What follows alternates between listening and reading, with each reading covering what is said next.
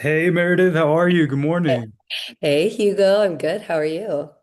Yeah, I'm great. Thanks for joining me and Destino today. I wanted to talk to you about the work that you've done recently and also just all about what you've currently been working on outside of your film Overturned.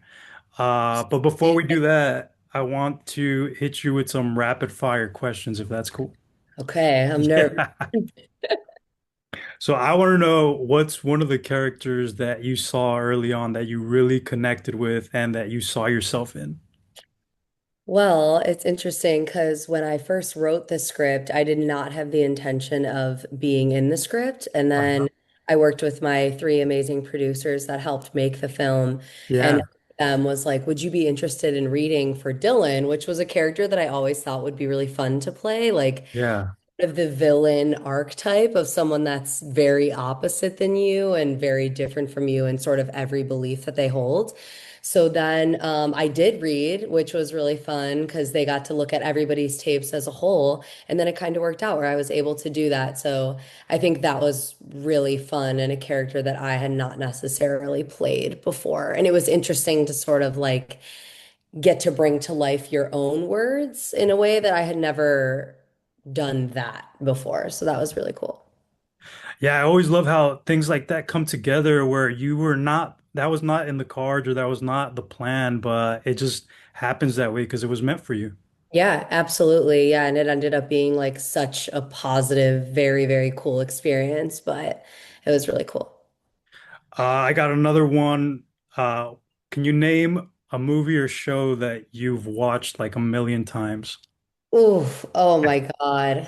and you don't get tired of it? Well, it's so funny because immediately I'm like, Real Housewives of Orange County, Dance Moms. But no, I would say I love, love, love Breaking Bad. Bre- Yeah. Breaking Bad is a show that does not get old to me. Same with Better Call Saul. I just think the writing is brilliant, the acting is brilliant. It's like the perfect genre. I cannot get enough of that. If there was ever, hopefully they don't reboot that, obviously, but if there ever was, I would die to be in a show like that or from the creators or in that universe would just be awesome.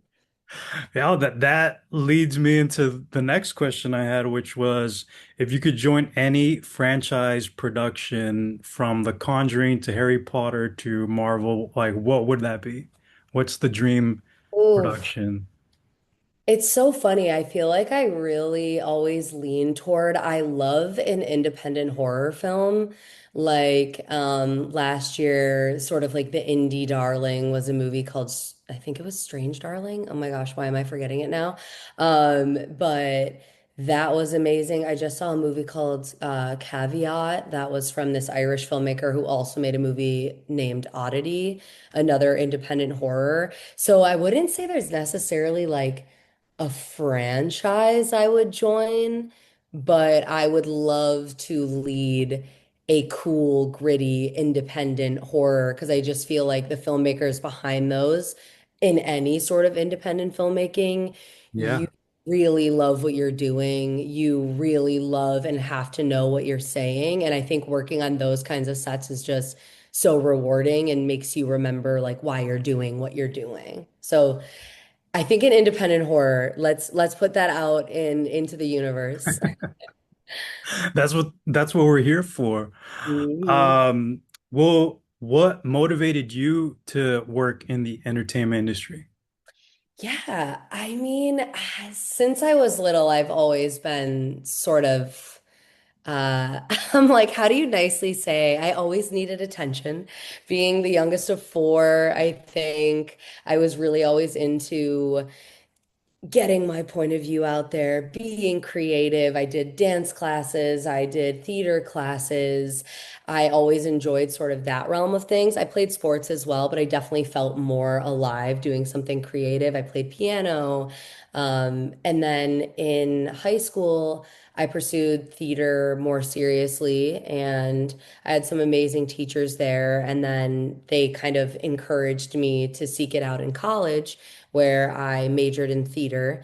And then shortly after, I moved here, and then sort of the rest was history. But at the end of the day, I feel very lucky and grateful to be able to do what I do. I think it's really exciting and I feel very grateful to have always known what I wanted to do. And I just like feel the most alive when I'm creating or doing something in this industry.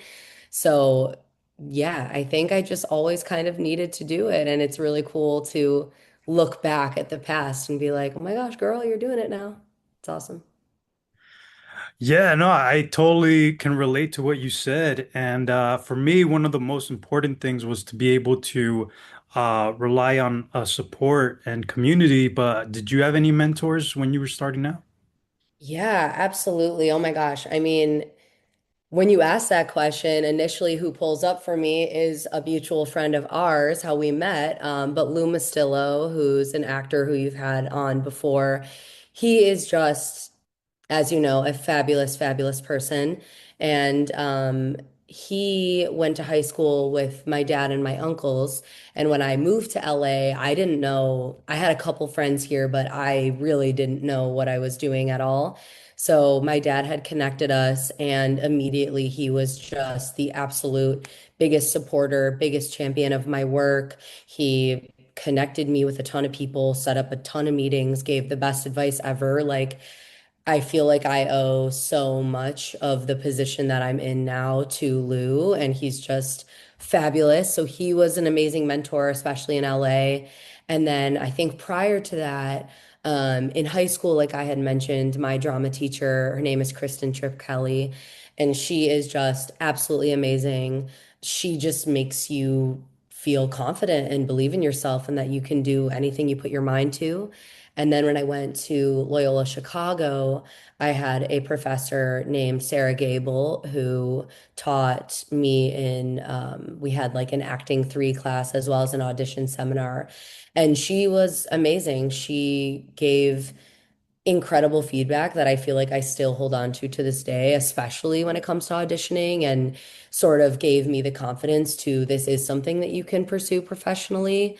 So, yeah, I would say that those were kind of the first big mentors that pop out, and I'm very grateful to them. It's very difficult to make it any further without receiving any sort of advice or support from people who have done it before. So I hope that someday I can, or hopefully I am, providing that for someone else, because I think that's really awesome to sort of pass it down the line. Yeah, I mean, I could agree with Lou. For me personally, he was always the type to keep you motivated and keep you inspired to believe in what you were working on. I mean, at the time when I met him, I was an active painter, and I remember he would always be very supportive about upcoming shows. He would be there for me. I know he was always interested in purchasing work for me, and we just became really good friends just right off the bat. And he was definitely one of the guys that I would always turn to just for when I was stuck or needed that extra advice from somebody who's been doing it. So yeah, I definitely do appreciate him early on. And then yeah, same thing for inviting him to join the Destino with me. He was the first one in line. So yeah, we Yeah. really appreciate Lou. He is the best. Lou, we're your fan club, bestie. How about what was one of the first projects that you would say was a turning point for you that you really felt you were able to grow as an artist? Ooh, I would say on the creative end in terms of myself writing or creating it from its inception, would be overturned. That was definitely the biggest project that I had ever directed, the biggest scope in terms of cast and crew and budgeting and rewriting and pre-production, production, post-production. That was just such an experience where I learned invaluable lessons there. And I think it really just goes to show that like you just have to get out there and make it yourself, and you are going to learn way more than if you were to wait around and wait for somebody to give you that chance. And then I would say, as an actor, I did a independent horror, like I was talking about earlier, last October that we filmed, which, wow, now that I'm saying that, I'm like, oh my goodness, that was almost a year ago. But we filmed last October, and the director, her name is Melissa Vitello. She is fabulous, and I had a small role in a feature of hers a few years prior. And then we started meeting about this script a few years ago, and she was wondering if I was interested in playing one of the leads. Her name is Winona, and I was so excited and so flattered, but also super nervous about that, leading a feature that's, I think, 90 some pages, maybe even a little bit more, can be a daunting task. It's an interesting feeling because, this is what you're here for and this is what you ask for. But then when the opportunity presents itself, you're obviously over the moon, but it's also very intimidating. It's very scary. So I would say that doing that production, we shot over, I think, 3 weeks at various locations in LA. And it was a very long, very awesome shoot. We were doing 12-hour days, lots of scripts in a day, or lots of pages in a day, lots of very heavy scenes. And I would say that that for me as an actor was a huge turning point of completing that shoot and just feeling very proud and very reaffirmed that you can do this, and to be surrounded by other people that believe in you makes you believe in yourself more and moving forward. So I felt like after wrapping that, I am just ready to take on that kind of role in another project as well. Yeah, that's what really makes it special when you find your people, when you find your community, because those are the ones that uplift you and make you feel like very confident and strong about what you're doing. And it's not that you need that reminder all the time, but it always feels good to have that feeling of community. Absolutely. I think working, when you find a crew that you Mhm. work with and blend with very well, it just makes the work so seamless and easy to do. Well, what was one of the reasons why you created Overturned? Well, in 2022 was the Dobbs decision to overturn Roe v. Wade. And I think at that moment, it was a very scary position to be in as a female identifying person in the United States. And you're scared, you're sad, you're confused, you don't really understand how we could have possibly gotten to this position. So, being an artist, that's an amazing outlet for somebody to get to take all those emotions and put it into something productive, or make the statement you want to make, or explore a world that maybe you don't understand. And that's sort of exactly what the task was here, because in this short, it follows a group of girls that come from a very homogenous community of people that look the same, have the same beliefs, haven't necessarily ventured out to experience other aspects of the world. And that is why they hold the beliefs that they hold. And that is why there are women that are voting against their own interests because they've been told and taught that that's not what they're doing. And so I sort of wanted to explore that world and sort of come to an understanding of how we could have gotten here. Yeah, exactly. I definitely got a very strong, like, emotional sense of the film, and it was very impressive at how you were able to showcase that message and really kind of show how these girls kind of dealt with this issue. And well, talking about that, can you name some of the production challenges that you had, and how did you overcome those? Yeah, I mean, speaking of independent filmmaking, which obviously we've been talking about a few times here, and I'm just such a supporter of, especially kind of where we're finding ourselves now with lots of big budget movies that we're seeing sort of the same studios and same creators be behind. And we're obviously just rotating through so much content all the time. So I think it's important to give the spotlight to people who are out there grinding to get their work out. Um, and so making an independent film, and this was obviously a short film. So we filmed over the course of a weekend. We filmed in 3 12-hour shoot days. So there's a lot of, challenges, I think, just from the beginning, whether it was rewriting the script with myself and a ton of notes from my amazing producers, whether it was finding locations was very difficult, fundraising was very difficult, and a very scary position to put yourself out there and be vulnerable and ask for that, ask for support in making your film was very difficult for me. And then, post-production has a lot of its back and forths of there's a lot to get done and a lot of people that are very invested and ready to do it, but it's just difficult when you don't have a huge, massive team and endless amounts of money. So I think a lot of challenges sort of just arose on a weekly basis, but also it was imperative in my growing and learning experience. Like I learned more from that production than anything else I had done solely because of the challenges that we faced. Yeah, I think that's one of the greatest takeaways. Just from personally working on a short film last year myself, it was just, figuring out a lot of what other departments typically handle and just knowing what it takes all around to have a project made. And that's something that you can't learn, like on a big budget production by yourself. It's because with the short film, it's relying on just you and your crew, and I think that it's just a complete difference when you're comparing the two. Absolutely. And sort of piggybacking off that, how you were saying it was interesting to get to see what the other departments were working on. I think, yeah, if you when I'm acting in something or was primarily acting in something, I obviously understand and appreciate that everyone is giving their all and there's so much work to be done.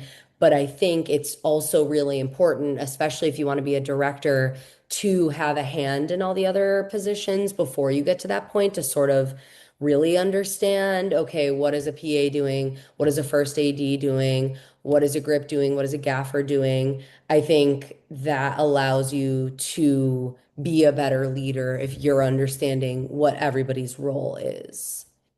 Yeah, I've heard this story from multiple different people, from directors to line producers, that they say that, they need to understand what all the other departments do to make this project come to life, and that helps their job become easier. Absolutely. Definitely. Uh, Can you talk to me about one of the scenes that really pop out to you that were really satisfying? I feel like we had so many moments that just felt like pure magic. I had an absolutely amazing director of photography, Nicole Ruiz, and her team, and there was a lot of camera movements. For example, we had a shot where the character that I'm portraying shoots the gun. And so Nicole Ruiz and Rigel, who was her first AC, they were helping do the camera movement, or he was her camera op. And so we kind of have this shot and then he falls to the ground on a mat with the camera. So like to watch that happen was really crazy and cool. And then I think for me on the director end, a scene that really pops out that was just magic and so fun to do was the scene where the four girls are in the bedroom and they sort of find out the inciting incident that has occurred that's going to inform the rest of the short. And that scene sticks out to me because myself, I knew one of the other actors from class. She's amazing, Sydney. And then the other two actors, Christy and Lily, we had met during the audition process. So we met during callbacks, and that was really amazing to see those dynamics come to life. But that scene was the first one that the four of us all filmed together in the production. And it was just so electric to see the way that everyone's preparation and work had come together in that scene. And everyone was just ready to go there, like in these deep emotional places at like 11 a.m. So I would say that was really fun. I think it really set the tone for how the rest of the weekend was going to go. Yeah, I can agree with that. I mean, I always love being on set and being able to see everybody just flip that switch as soon as we're ready to go. and just kind of let it all happen in front of the camera. And it's really rewarding to see everything that you've been working for and then finally see it on set and nailing it. So Absolutely. congrats to you guys. Thank you. Yes, thank you. What would you say is some of the very integral things that a person who wants to make their own film should have or should do? Yeah, I think when you're making your own film, it can go a ton of different ways, just production wise. And a lot of that I feel like can be reliant on money. Obviously, your budget is going to reflect what kind of equipment you can have, what kind of camera you can have, what kind of cast and crew you can have. Everybody has different rates, everybody's in different positions. Um, but at the same time, that's not to say that you need a big budget to make an amazing production. Not at all. I think there's a lot of productions. There was a movie a few years ago called Skinamarink that was a feature that's budget was 15,000 and it ended up rating like number one in horror films that year. And so I think, I think then with Skinamarink as an example, what's integral in making your film is that you know exactly what you want to say, you know what your style is, you know what you're looking for. You have a POV as whether you're the director, the writer, your production team that you put together, your producers. I think as long as you are committed to what you're trying to get across, you can't go wrong. I think if you find yourself in a position where you're sort of unsure, in a couple different ways, that's when things can not necessarily go wrong, but it might not be an exact reflection of who you are as an artist. But I think if you know that and you're ready to execute that, whether your budget is $0 or 50 million, you're going to be able to get across what you want to get across. Yeah, I agree. I think it's very important, especially when you're starting to invite all these professionals to come bring your vision to life. You definitely have to be the captain of that idea and be able to have all the answers because all the questions are going to start piling up and you have to be ready. And I mean, preparing is very important, but as well as being able to communicate and being able to surround yourself with the right people that are on the same page with you as well. Absolutely. And I think that's too what's really exciting is once you start to find collaborators that you have similar visions to is just incredible because then you can sort of keep continually making projects together. And I think that's a thing that's very important to find wherever you are creating your art is a community because you can't do it alone. You have to do it with trusted collaborators. Yeah, so how do you stay inspired? How do you stay working and keep yourself busy in between projects? Yeah, I think obviously LA is an amazing place where there's tons of connections to be made in the film and TV industry, whether it's you're going a studio route or you're going an independent route. There are a ton of people here who are ready to create, who are here to do that. So for me, one thing I've been doing in between projects is I've become very how do I word this? I think after making Overturned, there was one or two other projects before that I had been involved in on the production end as a producer.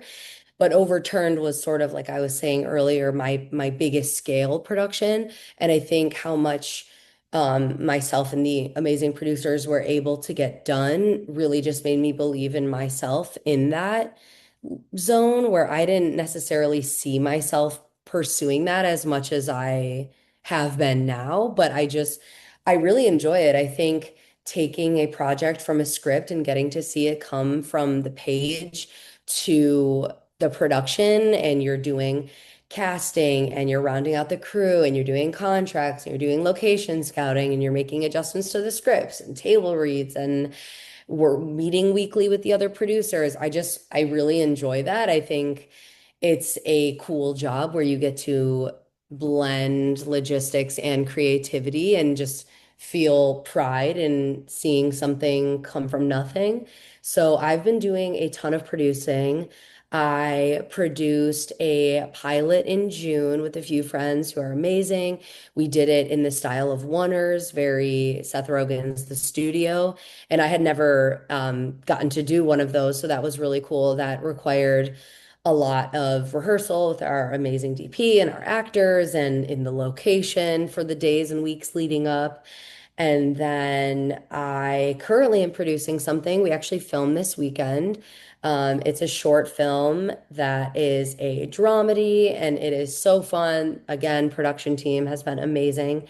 And then lastly, I am producing another pilot in December with two friends who are amazing, and they have been acting in numerous things and produced other things as well. And one of them is going to take this as her first directorial role, and this one's a comedy. So that's super fun because a lot of the things I'm doing are either drama based or dramedy adjacent. So that I'm really excited about. And then lastly, the two people that I produced the pilot with in June asked me to help them produce a feature next year, which I'm very excited about because that's something that I've really been trying to get involved in. And I feel like I'm at the stage where I am ready to explore a bigger project of that scope. So, yeah, just kind of gearing up for that. And that's definitely how I've been keeping myself busy. That's great to hear. I'm really happy to know that you're getting recognized and you're also expanding all kinds of like artistic muscles and you're helping out like your friends and that's kind of what it's all about to me. Absolutely. I mean, getting to work with your friends is just a dream come true. You Yeah. can't ask for anything more. What would you say is the best way to network and meet a community of artists? Hmm. Yeah, I think a lot of people I find echo, LA can be a little bit of a lonely city. I think it's a big city that's broken up into tiny cities and in a way that's different from New York. I feel like even like having public transit and getting to bop around a lot more easily can make LA feel a little bit more isolating. And I feel like the industry can also be intimidating and it can be difficult to find your peers and your collaborators that you'd love to work with. So my biggest suggestion would be taking classes for sure. I started taking classes like 2 weeks after I moved here, and that was huge for me to get to meet other people who are doing the same thing as you, pursuing the same thing as you, people that are working, people that have advice that you have no idea about. When I moved here, I didn't know anything about headshots or reels or representation. Like there's a lot to learn. And I think surrounding yourself with people who are doing that and have been doing that is huge.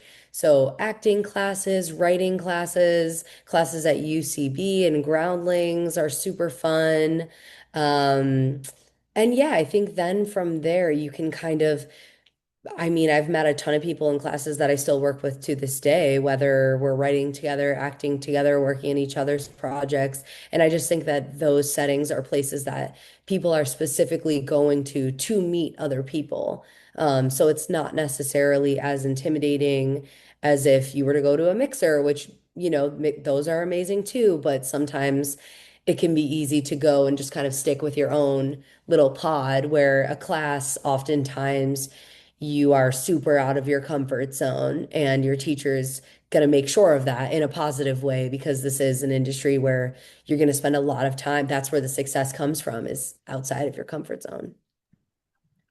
Yeah, you're right about that. I think that a lot of the times we get really comfortable with just not putting ourselves out there. And I think the best results are always when you make that extra effort to really meet those people that are gonna inspire you.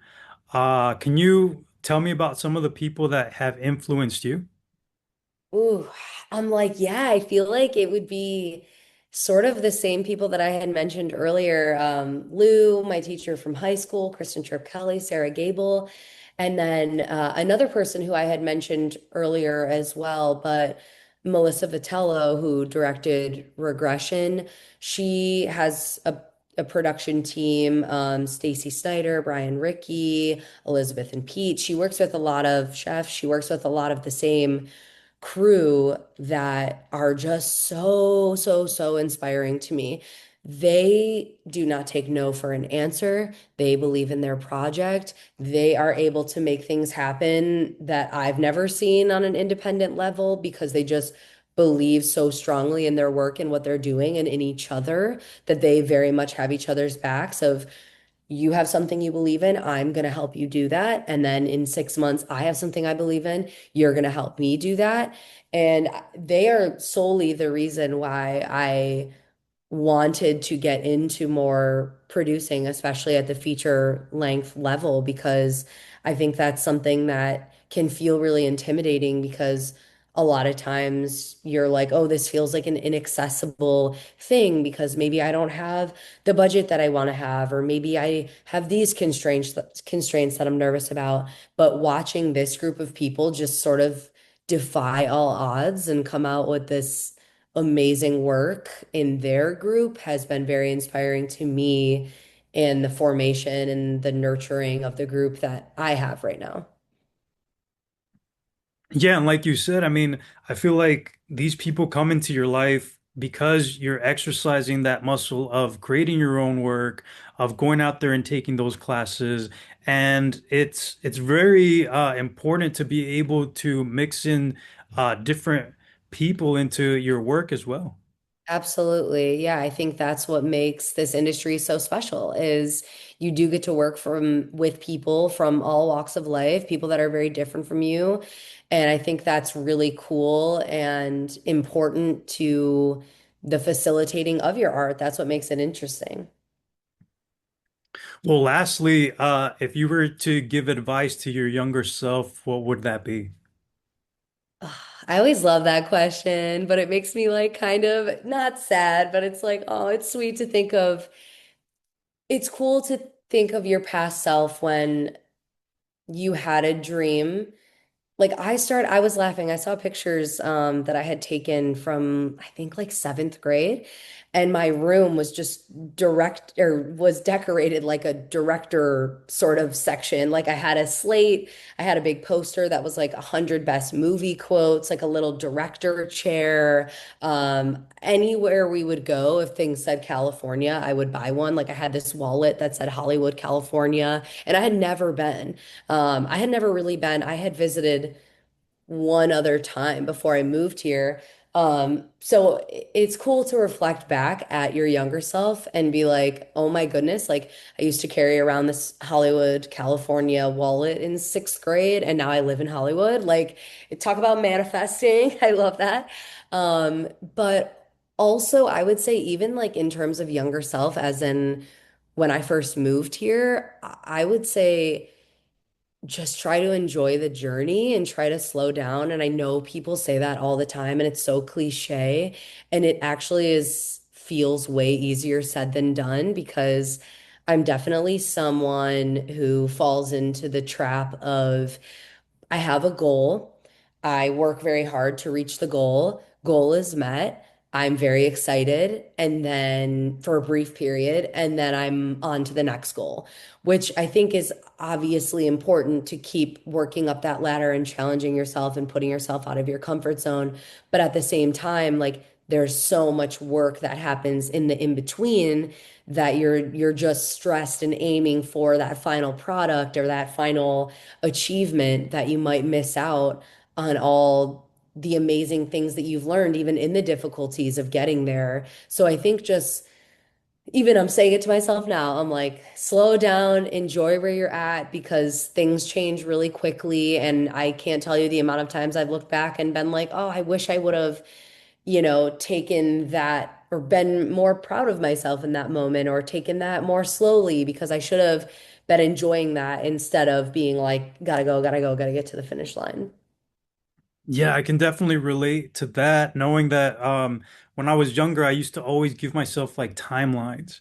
Yeah. And then all of a sudden, this job that I was pursuing became more work than having fun, and that's not the reason why I wanted to be doing this in the first place. So I did learn to slow down and really enjoy where I was at, because a lot of people want to be in our position, and we should be able to not only be ready for all those opportunities that come our way, but also know how fortunate we are.